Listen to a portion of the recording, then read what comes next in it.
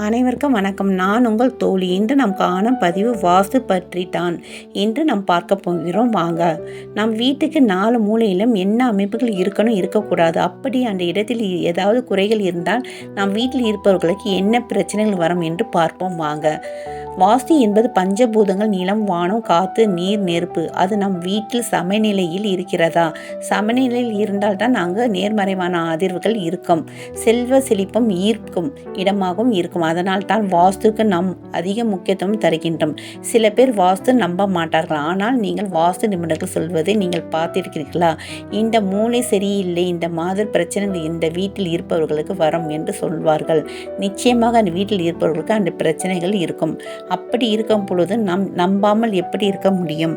100% நம்ம நம்ப முடியவில்லை என்றாலும் ஒவ்வொருக்காவது ஒத்து போவது போலாவது நாம் வீடு அமைக்க வேண்டும். நம் வாழ்க்கையில் நிறைய பிரச்சனைகள் இருக்கும் பொழுது நம் இருக்கும் வீடும் நமக்கு பிரச்சனைகள் தராமல் நமக்கு ஒரு நிம்மதியை தரக்கூடிய இடமாக இருக்க வேண்டும். அதற்கு நாம் பார்க்க வேண்டியது வடகிழக்கு மூலையில் சுத்தமாக இருக்க வேண்டும், வெளிச்சமாகவும் காற்றோட்டமாக இருக்க வேண்டும், நிலைவாசல் அல்லது பெரிய ஜன்னல் இருக்க வேண்டும், பூஜை அறை, குழந்தைகள் அறை, வயதானவர்கள் அறை இருக்கலாம், வெளியே நல்ல நறுமணமுள்ள பூச்செடிகள் வைக்கலாம், தண்ணீர் தொட்டி, கிணறு, போர் இருக்கலாம். இருக்கக்கூடாதது அதிக பாரம் தரக்கூடிய பொருள் எதுவும் இருக்கக்கூடாது. மரங்கள், ஆட்டுக்கள், அம்மிக்கல், மின்சார சம்பந்தப்பட்ட பொருட்கள் இருக்கக்கூடாது.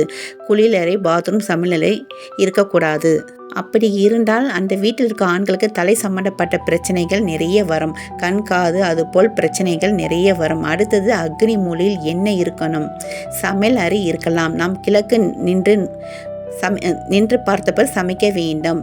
இருக்கக்கூடாதது படுக்க அறை இருக்கக்கூடாது. அதனால் நம்மளுக்கு உடல்நிலை பாதிப்பு வர, பெண்களுக்கு கர்ப்பப்பை பிரச்சனைகள் வர, தண்ணீர் தொட்டி, பாத்ரூம் இருக்கக்கூடாது. அடுத்தது வடமேற்கு மூலையில் மேற்கு பார்த்த வாசல் வைக்கலாம். செப்டி டேங்க், பாத்ரூம், படுக்க அறை இருக்கலாம்.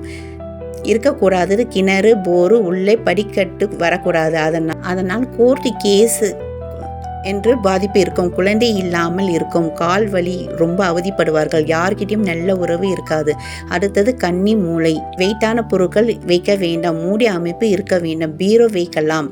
இருக்கக்கூடாதது நிலைவாசல் இருக்கக்கூடாது. பள்ளமாக இருக்கக்கூடாது. பாத்ரூம், பூஜை அறைகள், கிணறு, ஹால், செப்டி டேங்க் இருக்கக்கூடாது. அப்படி இருந்தால் அந்த வீட்டில் ஆண்களுக்கு வளர்ச்சி இருக்காது, மனநிலை பாதிப்பு இருக்கும்.